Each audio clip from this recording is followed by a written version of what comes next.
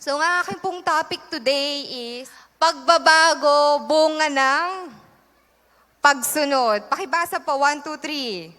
Pagbabago, bunga ng pagsunod. Sino po dito masunurin? Talaga. Sabi, bawal tumawid sa hindi tawiran, pero ikaw ay tumatawid. Masunurin ba? O wais lang?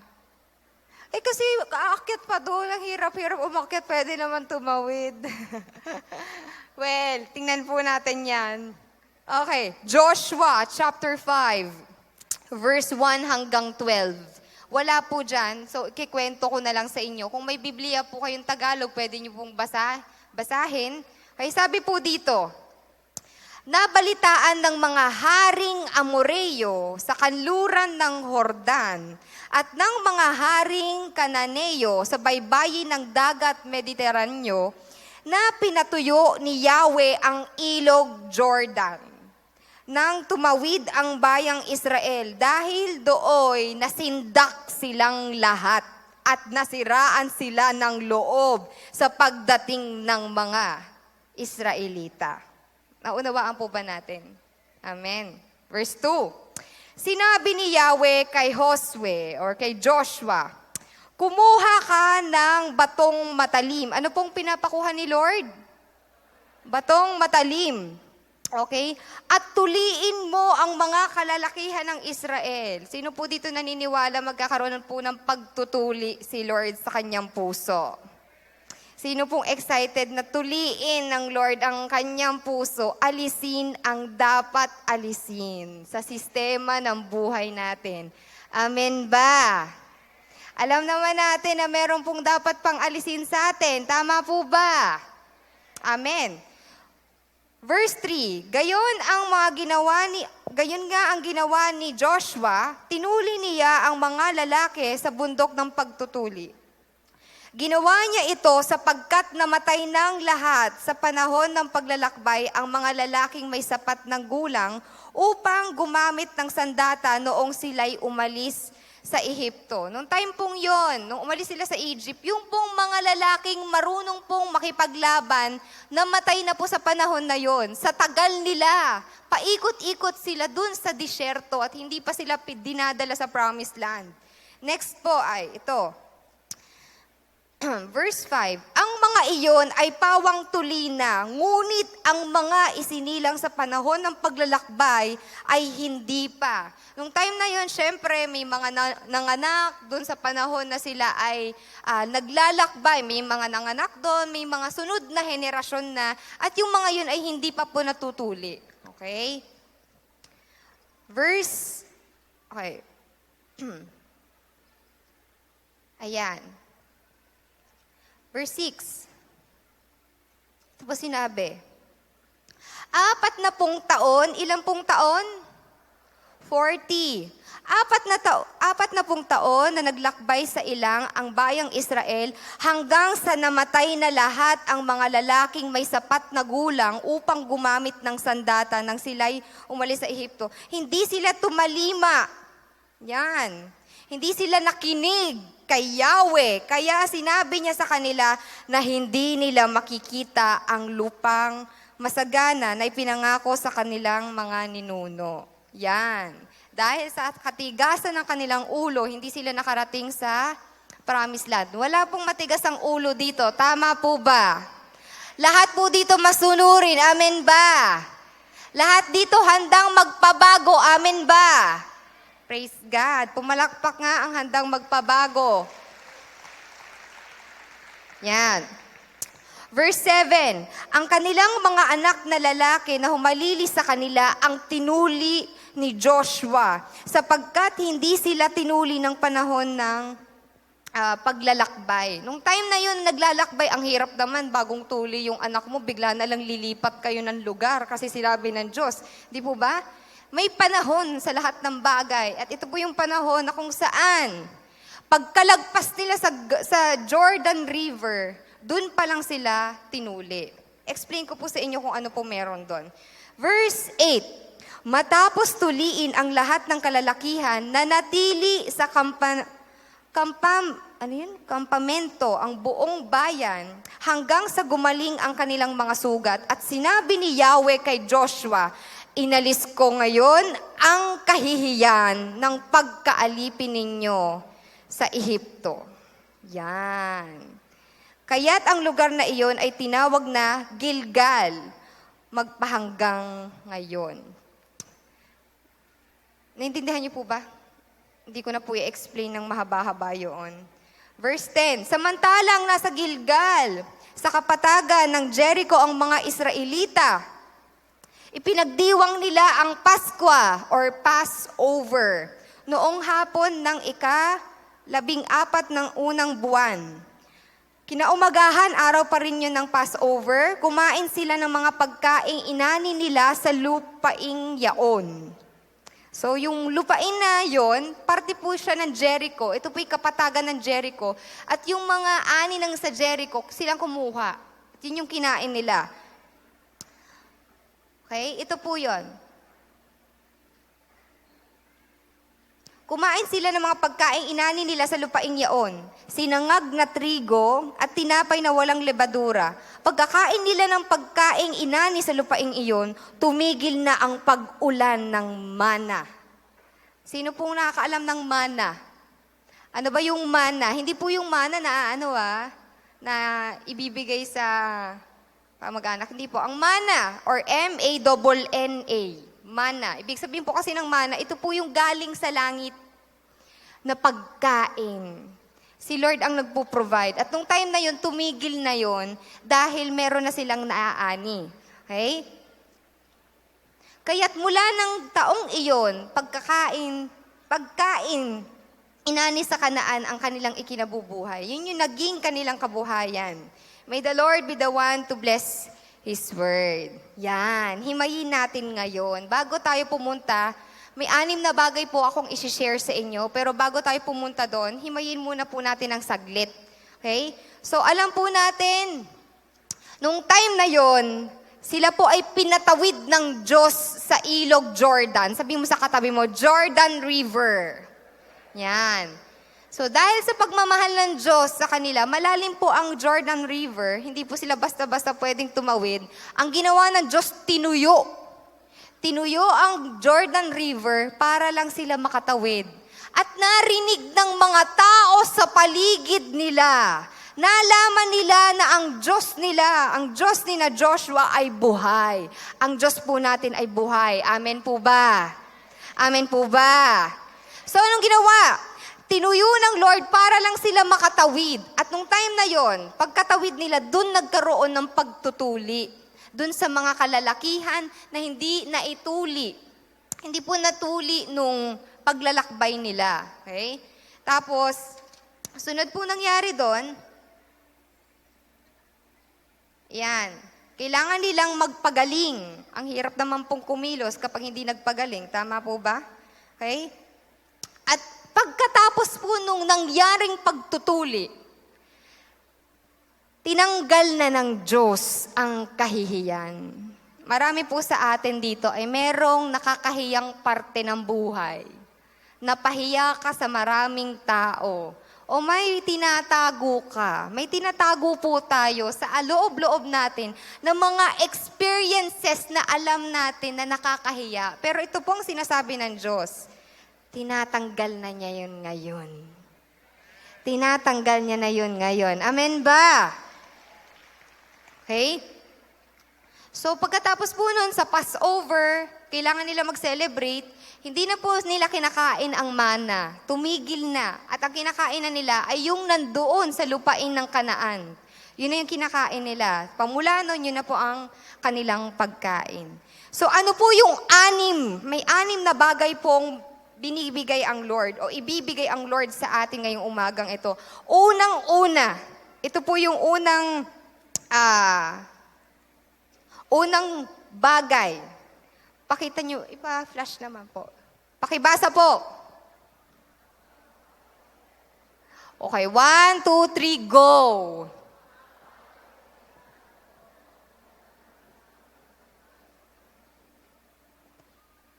Nagigets nyo po ba yan? Nagigets nyo po ba yan? Nagigets niyo po ba yan? Ibig sabihin nun, simula nang naging Kristiyano ka at nakita ng mga tao o ng kaaway na may ginagawa ang Diyos sa buhay mo na himala, ito na ang nararanasan nila. Ang kaaway ay nasisiraan na ng loob nang malaman nila na ang Diyos ay konektado na sa'yo. Amen ba? Nakaka-excite lang. Sino po dito? Lahat po tayo, Kristiyano na, amen. Yung iba, mga baguhan, okay po. Ang nakaka-excite po sa part na to, lalo na sa mga bagong Kristiyano, kapag tinanggap mo si Lord, excited na excited ka at wala kang nakikitang imposibleng bagay. Lahat ay posible kasi kilala mo si Lord. Amen ba? At nung time na yun, kumikilos ng husto ang Diyos sa buhay mo dahil alam mong nasisiraan na ng loob ang kaaway dahil nakita niya pagmamay-ari ka na ni Lord. Amen. Grabe. Marinig lang ng kaaway na bigla kang gumaling. Marinig lang ng kaaway na bigla ka na lang binago ng Lord. Nasisiraan na sila ng loob. At ano pong ginagawa ng kaaway? Gumagawa sila ng way para hadlangan ka at hindi ka maka-attend ng service. Para hadlangan ka, para hindi maniwala kay Lord. Gumagawa sila ng way. Nasisiraan na ng loob dahil nakita nila na dagit ka ni Lord. At alam nyo, pag nadagit po tayo ng Lord, nothing can separate us from the love of God. Wala nang makakapagpahiwalay pa sa pag-ibig ng Diyos sa atin. Amen ba? Sabihin mo kay Lord, Lord, salamat sa pag-ibig niyo po. At niligtas niyo ako. Amen po ba? Praise God. Pangalawang bagay. Yan. Paki-flash po. Pakibasa. 1, 2, 3, go! Yan na. Bilang Kristiyano, may dapat tanggalin. Hindi porket natanggap mo na si Jesus, ay gagawin mo na lang yung gusto mo at alam mo'y ligtas ka na. Hindi po. Bilang Kristiyano, dadaan ka sa proseso. Yun po ang tinuro ni Rev Cleo sa atin last week. Tama po ba? Dadaan ka sa proseso. Pero bilang Kristiyano, bago ka man o luma, may dapat tanggalin si Lord sa'yo. Masakit man ang pagtatanggal ng Diyos sa atin, ng mga bagay sa puso natin, dapat willing po tayong magpatuwid. Amen po ba?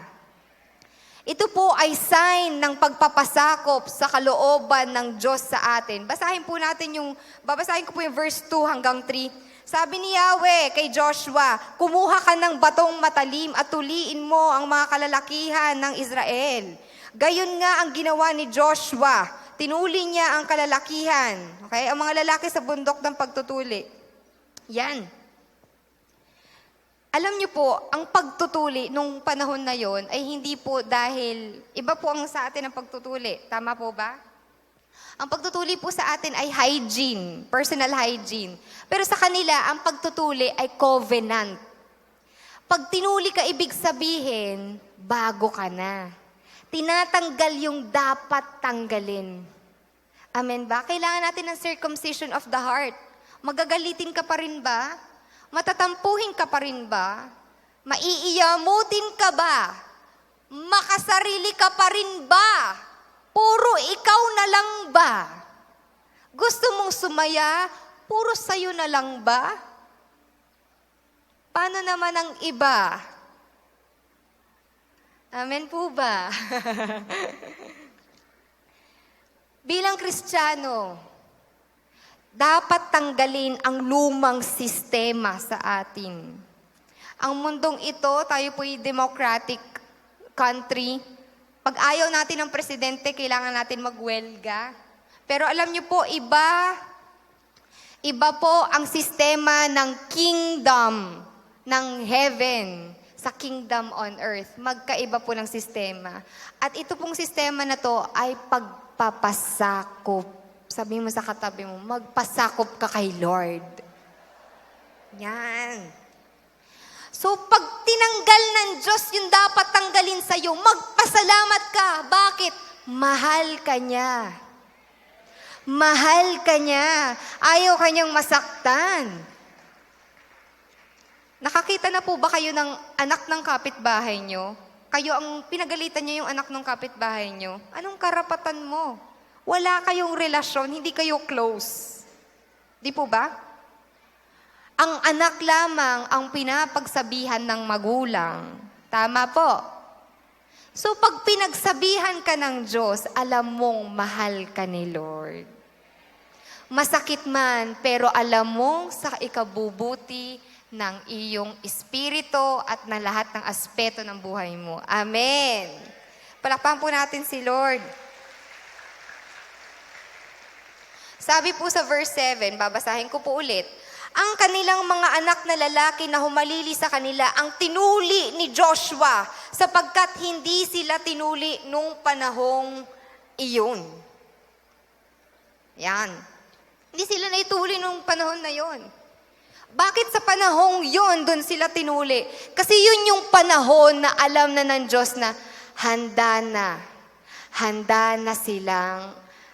na silang alisan ng mga bagay na dapat alisin sa kanila. Sino po dito handa na magpabasag kay Lord ng dapat basagin sa Kanya? Sinong excited na baguhin siya ng Diyos? Amen ba? Yan. At alam niyo po, nangyari lang tong pagtutuli o pagtanggal ng dapat tanggalin sa kanila noong sila ay sumunod. Sabihin mo sa katabi mo, noong sila ay sumunod. Kapag sumusunod ka, hindi mo alam, may mga bagay na tinatanggal na pala sa iyo si Lord. Amen po ba? Pag sumusunod ka at in love ka kay Lord, hindi mo nakikitang duty and responsibility and obligation ang pagsunod. Bakit? Kasi mahal mo si Lord eh. Nakikita mo siya as love ni Lord sa'yo. Amen ba? Praise God. Number 3. Yan. Paki-flash po. Pakibasa. 1, 2, 3, go! Ayan na. Ang tanong, noong tinanggap mo si Jesus, nakikita na ba ang pagbabago sa'yo? O nagmumura ka pa rin? Wow! At tumahimik ang lahat. Sa pagtatanggal ng dapat tanggalin, nakikita na ba sa'yo ang pagbabago? O mas trip mo pa rin gawin yung lumang ikaw? Amen po ba? Basahin po natin verse 4 hanggang 6. Babasahin ko po para sa inyo. Ginawa niya ito sapagkat namatay ng lahat sa panahon ng paglalakbay ang mga lalaking may sapat na gulang upang gumamit ng sandata noong sila'y umalis sa Ehipto. Ang mga iyon ay pawang tuli na. Okay? Sila ay naituli na, may tuli na sila. Ngunit ang mga isinilang sa panahon ng paglalakbay ay hindi pa. Okay? Verse 6, 40 taon na naglakbay sa ilang ang bayan ng Israel hanggang sa namatay na lahat ng mga lalaking may sapat na gulang upang gumamit ng sandata nang sila'y umalis sa Ehipto. Hindi sila tumalima kay Yahweh. Hindi sila nakinig kay Yahweh. Okay? Kaya sinabi niya sa kanila na hindi nila makikita ang lupang masagana na ipinangako sa ninuno. Ito po yan. Ang mga tao noon, tuli na sila. In short, tinanggal na yung dapat tanggalin sa kanila. Pero mas pinipili nilang mamuhay ng mali. Bakit? Hindi sila nakikinig kay Yahweh. Matagal ka na bang Kristiyano? Hanggang ngayon, wala ka pa ring pagbabago. Kamusta na ang puso mo?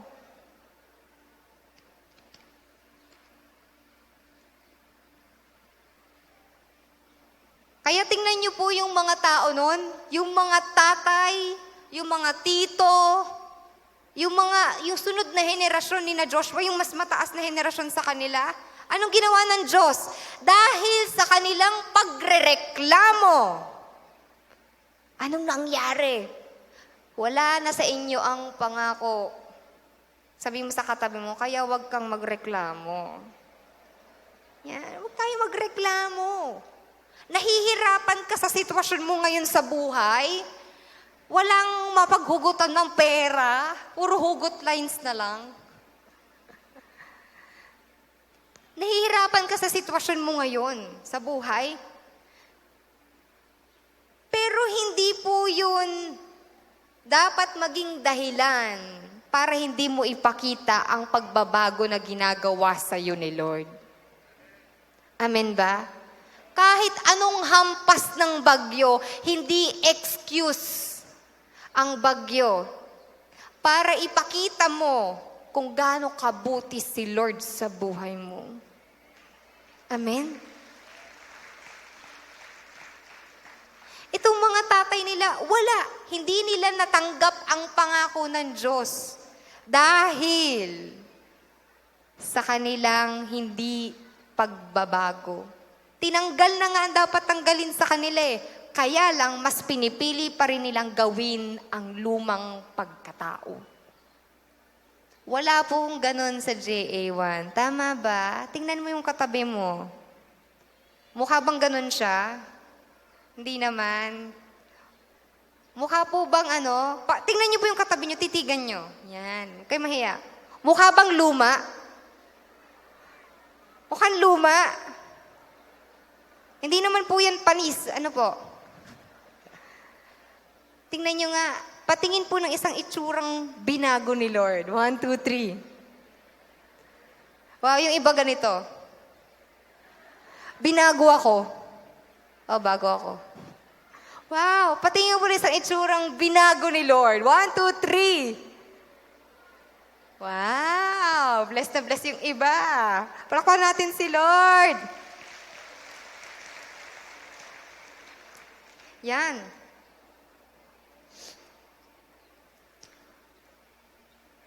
Sa pagtanggal ng dapat tanggalin, dapat nakikita na agad yung pagbabago.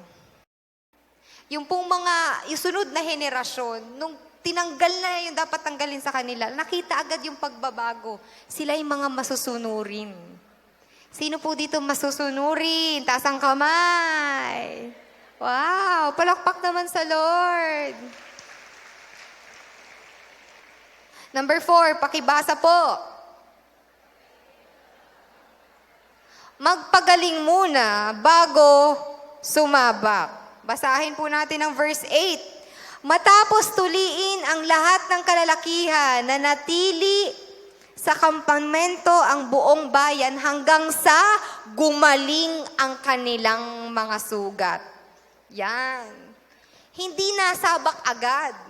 Hindi porket binago na ako ng Diyos. Babalik ako sa kabarkada ko at iwiwin ko sila. Gusto ko silang gusto ko sila sharean. Ikaw mismo, alam mo sa sarili mo, pag nakaungkot ka doon, mapapainom ka ulit. Alam mo sa sarili mo, pag umungkot ka doon, mapapachismis ka na naman. Tama po ba? Alam mo sa sarili mo, ang kahinaan mo mga kabarkada mo. Hindi mo maipakita agad yung pagbabago. Tama po ba? Kaya nga sinabi dito, may panahon ng paghilom. Magpagaling ka muna. Bago ka sumabak dyan sa mga kaibigan mong iwiwin mo sila kay Lord. Wala naman pong problema. Kung talagang matindi ang self-control nyo, wala naman pong problema. Pero ibang usapan yung alam mo sa sarili mong mahina ka at alam mong lalaglag ka. Amen po ba? Huwag mong lokohin yung sarili mo pag alam mong mahina ka. Pero yung iba, malakas na, nagkukunwaring mahina. Huwag naman tayong ganun. Balabalansi din po tayo. Tama po ba? Amen. Yung iba dahil binago na o inalis ng dapat alisin, pero hindi pa din hilom ang sugat ng pagtatanggal ni Lord. Huwag mo munang sumabak. Sumabak ba agad sila sa Jericho March? Hindi naman, di ba? Pinagaling muna ng Lord bago sila sumabak sa labanan. Mahirap pong makipaglaban ng bagong tuli. Tama po ba? Hirap yun. Yan. We should know our limits in terms of sin. Alamin natin yung limitasyon natin in terms of sa mga kasalanan. Tingnan mo, kung alam mong magkakasala ka doon, umiwas ka. Hindi yung iisipin mo, hindi, kaya ko to. Kaya mo? Saan ka dumidepende? Sa sarili mo o sa lakas ng Lord? Huwag po tayong maglokohan. Kung alam mo hindi mo kaya, magpakalalim ka muna kay Lord. Amen po ba? Okay pa po ba kayo? Ayan, buhay pa. Wala namang naghihingalo. Ano po?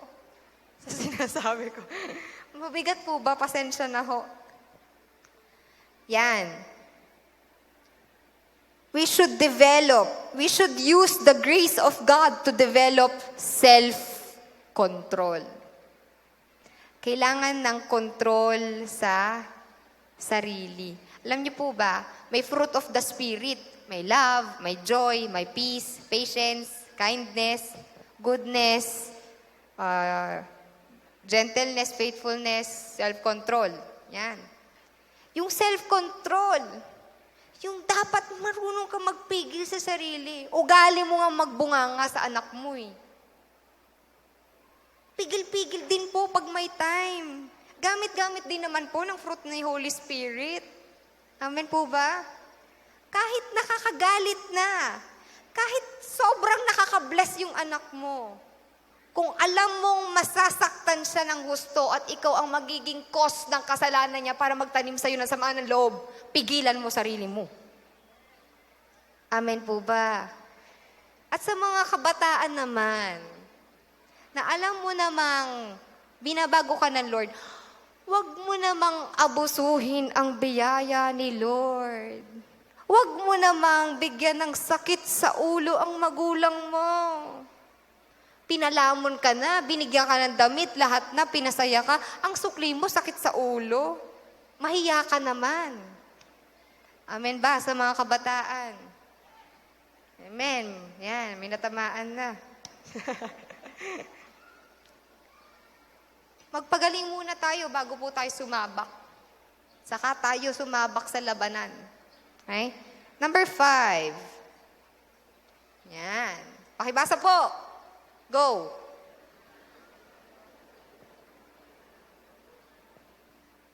Wow.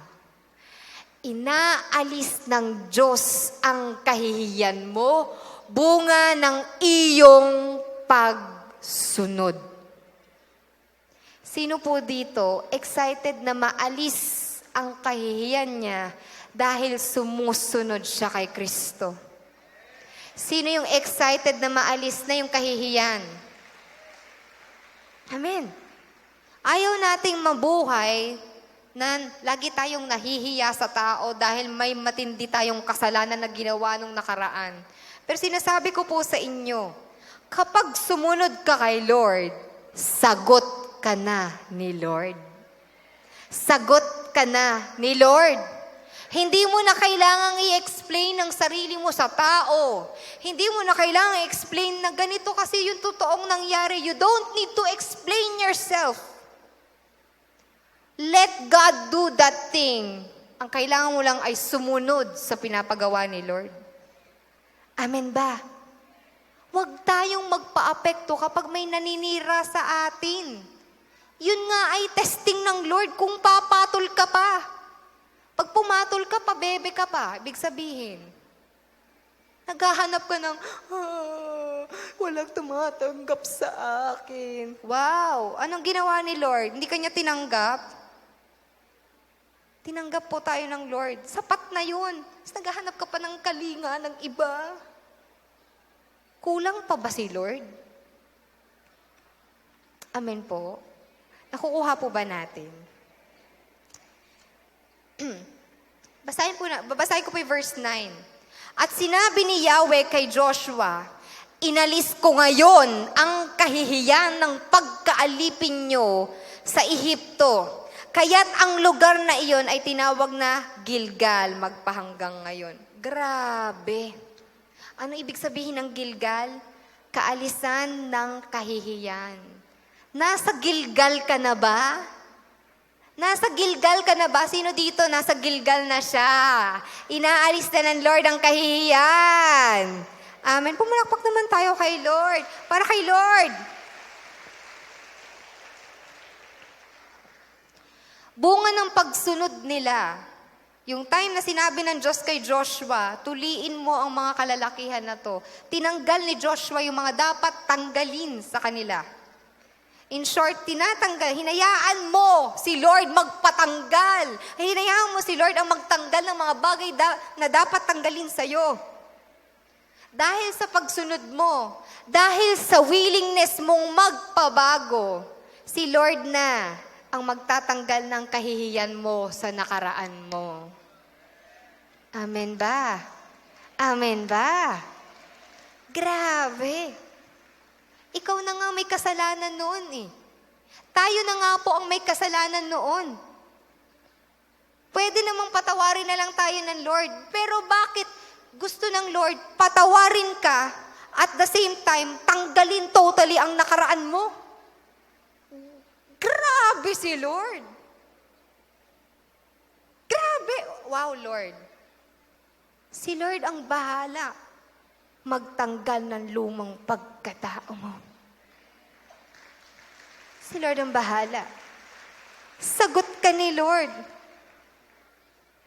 Yan ang masarap sa buhay Kristiyano. Kapag dumadaan ka sa pagsubok, ibig sabihin, tinatanggal ang dapat tanggalin sa iyo. Alam niyo po yung parang pumasok kayo sa isang maliit na space, tapos ang kasya lang isang tao, tapos siksik na siksik ka. Parang may natatanggal sa parte ng mga damit mo, natatanggalan kung ano-ano. Alam niyo, ganun yung ginagawa ng Lord sa atin. Iniipit ka sa sitwasyon para tanggalin ang dapat tanggalin sa'yo. Pagkatapos nun, ang linis mo. Pagkatapos nun, alam mong may tinanggal sa'yo si Lord. Maluho ka, tatanggalin yan ni Lord. Lalo na kung hindi ka good steward. Amen po. O pagdating sa finances, mahilig ka mangutang. Tatanggalin yan sa'yo ni Lord. Ikaw na magpapautang next time. Amen. Wow, parang marami may utang dito. Amen ba? Tiwala tayo kay Lord. Amen. Focus ka kay Lord. Huwag ka mag-focus dun sa sakit na nararanasan mo dahil tinutuwid ka ni Lord. Mag-focus ka sa magiging sino ka ba pagkatapos ng problemang ito. Amen po ba? Praise God. Yan. Inalis na ng Lord ang kahiyan mo, bunga ng iyong pagsunod. Bunga ng iyong pagsunod na hayaan mo ang Diyos na baguhin ka. Last po, number 6. Pakibasa po. Go. Wow, ito yung gusto natin no? Mag-level up sa pag-ani. Sinong gusto ng level up sa pag-ani? Sinong gusto at excited na mag-level up pa sa pag-ani? Parang sila lang. Sila lang. Kayo gusto nyo po? Kayo gusto nyo? Kayo gusto nyo? Kayo po gusto nyo? Kayo gusto nyo? Sinong gusto ng level up sa pag-ani? Grabe, nakaka-excite to. Ito pong level up sa pag-ani, bunga ito ng pagsunod ni na Joshua. Bunga po ito ng pagsunod na hinayaan nilang may matanggal sa kanila. Amen ba? So kung gusto mo ng level up sa pag-ani, hayaan mo ang Diyos tanggalin ang dapat tanggalin sa'yo. Amen po ba? Kaya wag na tayong Lord, ang sakit niyan, ayoko pang tanggalin mo yan. Ay, grabe, dinidelay mo yung blessing ni Lord eh. Amen po. Huwag nating i-delay, sabihin mo sa katabi mo, huwag ka na magpa-delay. Yan, sabihin sa katabi mo, huwag ka magpa-delay. Yan. Sa kabila, sabihin mo, huwag mo nang iudlot ang blessing ni Lord sa buhay mo.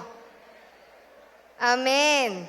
Sino dito excited tumanggap ng pagpapala kay Lord? Wow! Yung mga pumalakpak na yan, excited magpabago kay Lord! Ito po yung level up sa pag-ani.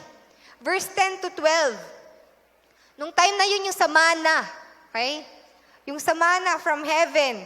Dati po kasi, wala silang makain, umuulan ng mana, pagkain ng mga angels. Hindi, pagkain sa langit. Yun ang kinakain nila. Alam nyo, kapag walang-wala kayo, si Lord ang bahala mag-provide ng mga kailangan mo. Huwag kang mag-alala, magtiwala ka. Sa sobrang kabutihan ng Diyos, yung pong panahon ng mana, ibinibigay po ito ng Lord kahit mareklamo sila. Alam nyo, kahit na marami po tayong pagkukulang at kamalian kay Lord, nakakaranas pa rin tayo ng pagpapala. Ganon kakamahal ni Lord. Di kanya matiis. Amen ba? Sobrang pagmamahal yun. Pero dahil dito sa pagsunod, iba na ang nangyayari. Ano nangyari? Tinigil na yung samana at ang gusto ng Lord, kainin mo lahat ng makikita mo dito sa lugar ng Kanaan, sa'yo. Sa'yo. So, ibig sabihin, hindi mo yun pinaghirapan. Ibang naghirap doon. At yun ang binibigay sa'yo ng Lord. Pinagpapala ka niya sa bagay na hindi mo pinaghirapan. Amen po. Yan ay bunga ng pagsunod. Kaya ka umaani.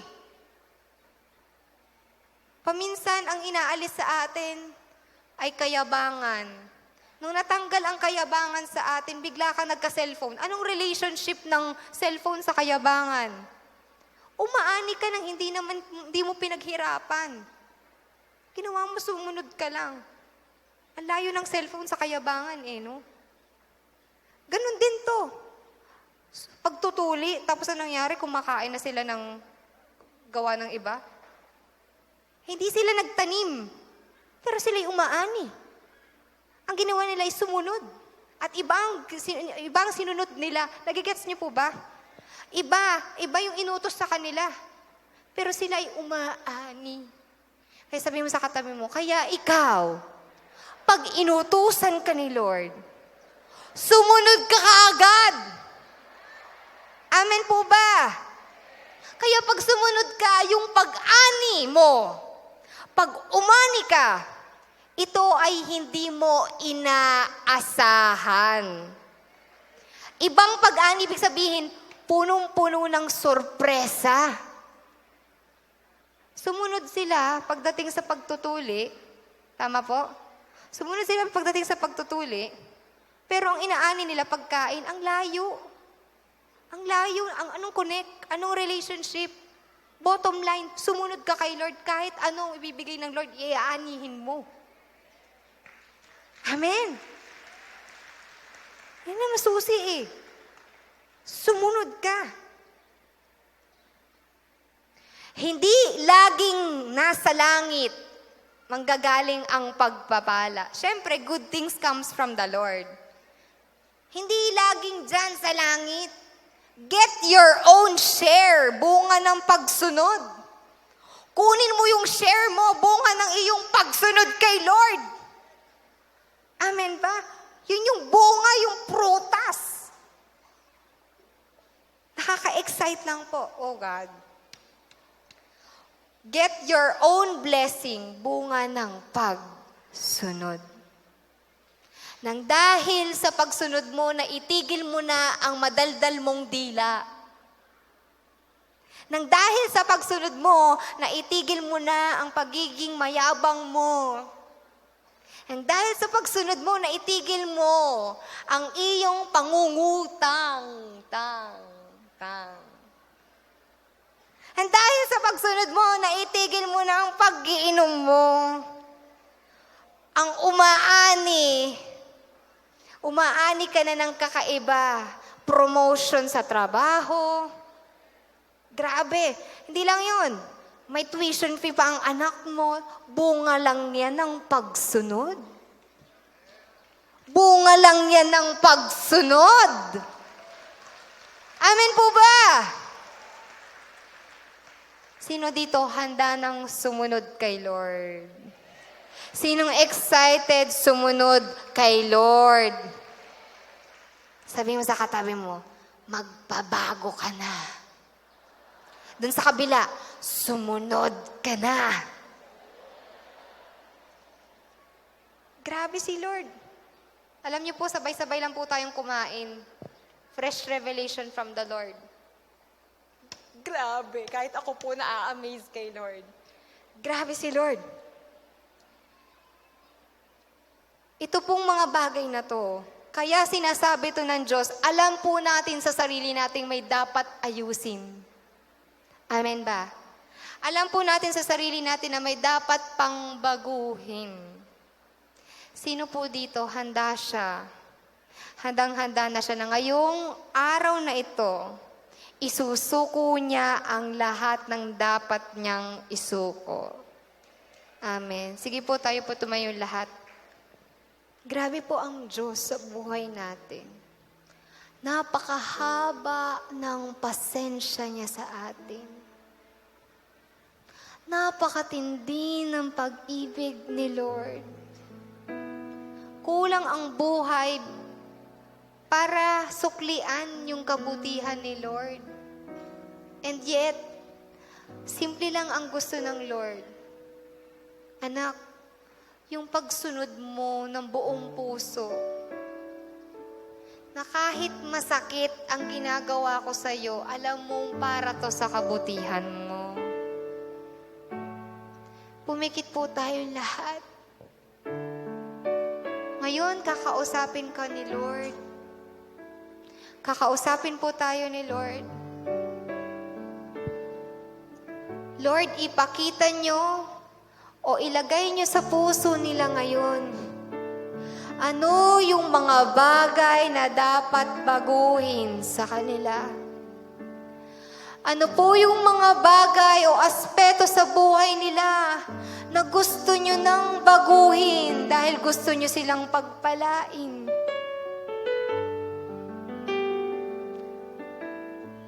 Marami po dito humihina na ang pananampalataya. Dahil tingin niya wala namang nagbabago. Pero hindi niyo po alam, sinusubok ka ng Diyos pagdating sa tiwala mo sa Kanya. Magtitiwala ka pa ba kay Lord? Kahit hirap ka na.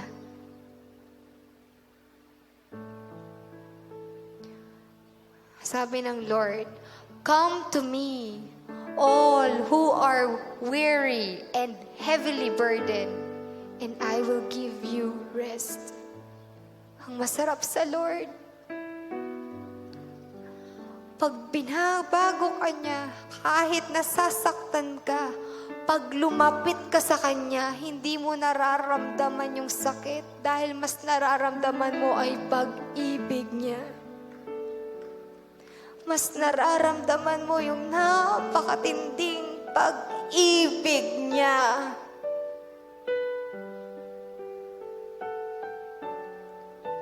Ngayon, kausapin niyo po si Lord. Hindi po akong gagawa ng talking. Kayo po ang makipag-usap. Sabihin niyo to, Lord, ito po ang problema ko, ito ang struggle ko. Ito po yung pinagdadaanan ko. Hindi ko maiwasang pagalitan lagi ang anak ko. Nadadamay sa sakit ng ulo ko. Hindi ko alam, nakakapagtanim na pala siya na sama na loob sa akin. Sige ngayon.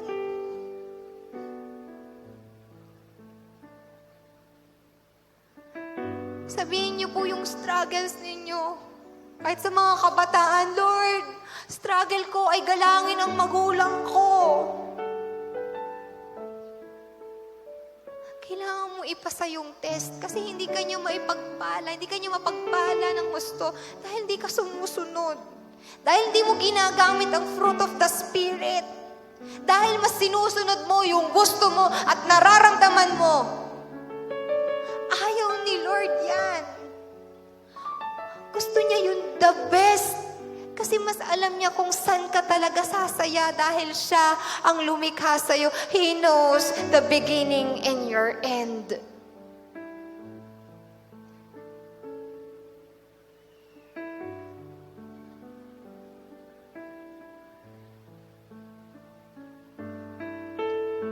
Lord, marami sa amin. Marami kaming pinagdadaanan.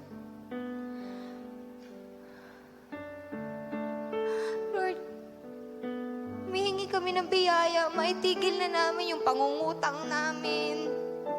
O panluloko sa kapwa, pagmamayabang, pagmamatigas, bisyo. Lord, hindi namin to kaya. Pero kung didepende kami sa biyaya nyo, alam namin, kaya nyo pa kaming baguhin, Lord.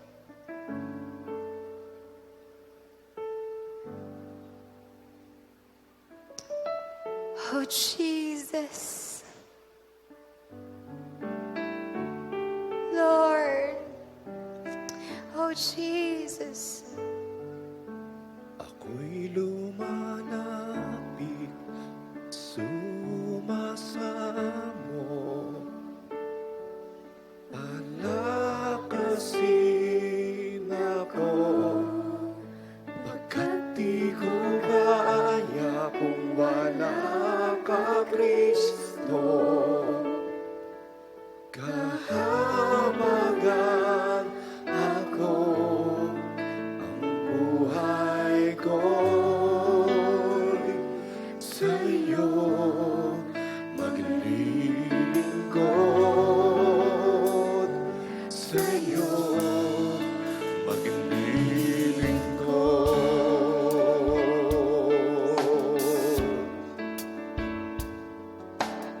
Sama-sama tayong lumapit sa Panginoon. Ako'y lumalapit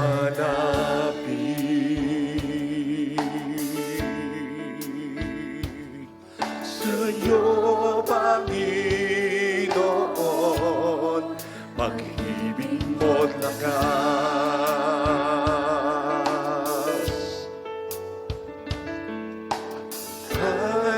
Kailangan ko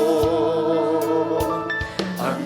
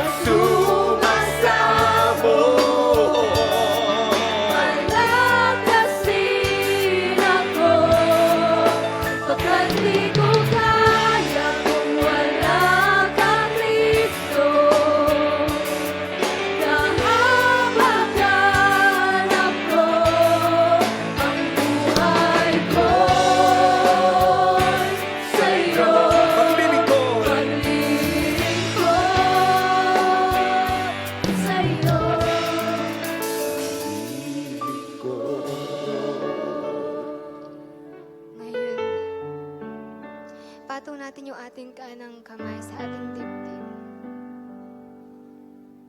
Sabihin niyo po ito ng buong puso ninyo. Sabihin niyo, Panginoong Jesus, dinadakila kita Dinadakila kita sa napakatinding pag-ibig niyo sa napakatinding pag-ibig niyo sa buhay ko. sa buhay ko. Nagpapasalamat ako Nagpapasalamat ako sa lahat ng biyaya, sa lahat ng biyaya, sa matindi niyong pasensya, na matindi niyong pasensya, at sa pagtutuwid niyo sa akin. at sa pagtutuwid niyo sa akin. Alam ko, Panginoon, Alam ko, Panginoon, na mahal niyo ako. na mahal niyo ako. Kaya ako'y nakakaranas Kaya ako'y nakakaranas ng mga pagsubok. mga pagsubok. Salamat, Panginoon, Salamat, Panginoon, sa mga trainings sa mga trainings na binubuhos niyo sa buhay ko. na binubuhos niyo sa buhay ko. Panginoon, Panginoon, lumalapit ako sa inyo. lumalapit ako sa inyo. Humihingi ako ng kapatawaran Humingi ko ng kapatawaran sa lahat ng mali kong ginawa. sa lahat ng mali kong ginawa, Mga sinabi, mga sinabi, mga inisip, mga inisip, mga sinadya, mga sinadya, at hindi hindi, nung nagdaang oras at panahon. mga nagdaang oras at panahon. Linisin niyo ako Linisin niyo ng inyong banal na dugo. ng inyong banal na dugo. At minsan pa, At minsan pa, tinatanggap kita tinatanggap kita bilang Panginoon ko bilang Panginoon at ko sarili kong at tagapagligtas. sarili kong tagapagligtas. Maghari kayo sa puso ko. Maghari kayo sa puso ko. Baguhin niyo po ako. Baguhin niyo po ako Salamat, Panginoon, sa lahat, Panginoon, sa biyaya niyo. na biyaya, Pinagkakatiwala ko na, Lord, ikakatiwala ko ang buhay ko sa inyo. ang buhay ko sa inyo. Humihingi ako ng biyaya Humingi ako ng biyaya na sumunod na sumunod sa nais niyo. sa nais. Salamat, Panginoon. Salamat, Panginoon. In Jesus' name. In Jesus' name. Ako na lang po mananalangin. Lord, right now, I am releasing in this congregation the presence of God, the touch of Abba Father's love in your hearts right now. Oh, the love of Abba Father, yakapin kayo ngayon. Oh, just feel the warm embrace of God.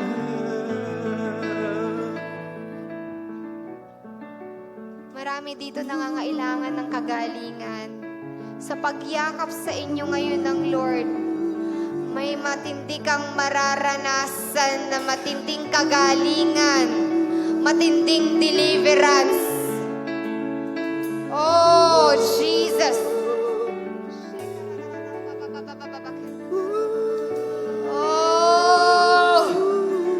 Oh, Holy Spirit, touch them right now with your fire. Oh, with your fire, with your warm embrace, with your warm embrace, with an Abba Father's love. Oh, Your love, your Jesus. love, Oh, your love, come on. your love be felt by your Just feet. feel the warm embrace of God. Oh, the warm embrace of God.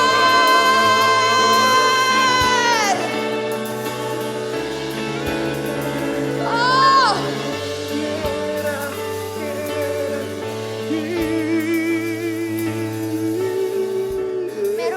meron po masakit sa tiyan. Hindi ko alam kung sino yun. But right now, may mararamdaman kang mainit dito. Sa part na to, pinapagaling ka na ni Lord. I don't know who you are, but God is healing you right now here. Sa parting puso ng pababa. I don't know if you're a girl or a guy, pero pinapagaling ka ngayon ni Lord. Somebody has a back pain. Pinapagaling ka ngayon ni Lord. May heat kang nararamdaman sa likod mo.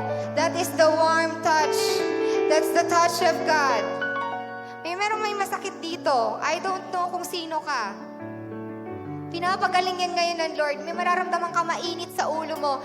That's the warm touch of God. That's the healing touch of God. That's the healing power of God right now. Oh! Thank you, Lord. Thank you, Lord. Thank you, Lord. Somebody has something in her or his hand. May nararamdaman. Hindi ko alam kung sino po dito. May nararamdaman ka mainit sa kamay mo. That is deliverance from lust of the flesh. That is deliverance from lust of the flesh. Inaalis na ng Lord yung mga struggles mo. Inaalis niya na unti-unti dahil nakita ng Lord yung willingness mo na magpabago. He's doing deliverance. He's doing deliverance right now. A silent deliverance. All you can feel is that warm touch of God in the parts or the area of your life na kailangang mabago sa'yo. Lord, we thank you. We thank you, God. We thank you. Oh, we thank you. We thank you. We thank you. We thank you for your love. We thank you. We thank you for the healing. We thank you for deliverance. We thank you, God. Thank you, Lord, for your We healing. thank you, Thank you, Lord, for your greatness.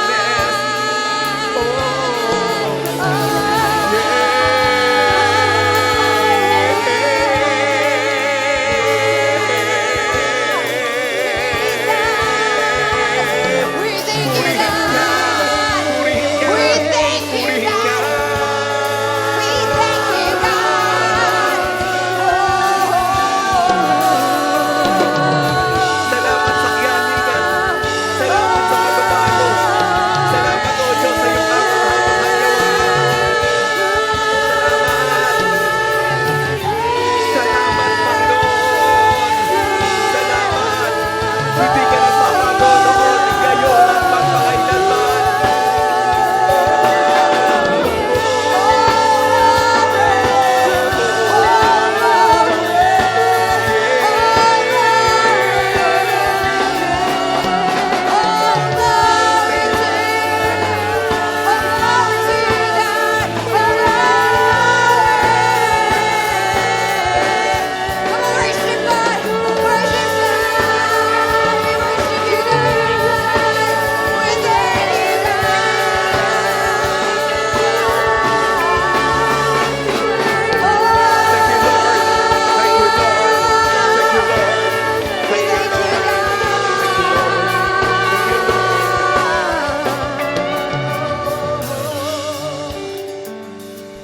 Grabe si Lord.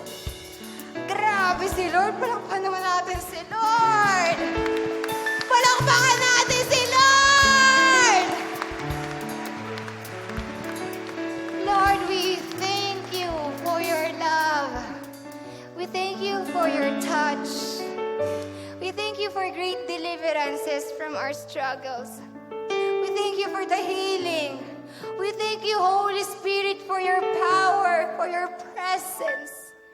We thank you, Jesus, for your obedience kay Abba, Father. We thank you, God. Lord, everything that happened today is sealed by your blood. We declare the defeat of the devil in our lives. Lord, dalangin namin sa lahat ng pagsubok na mararanasan namin, hindi kami magfo-focus doon, magfo-focus kami sa iyo. Magfo-focus kami sa inyo. In Jesus' name. Salamat, Lord. We seal everything by your blood and we carefully bring back to you all the praises, glory, honor, and thanksgiving. In Jesus' mighty name we pray. Amen.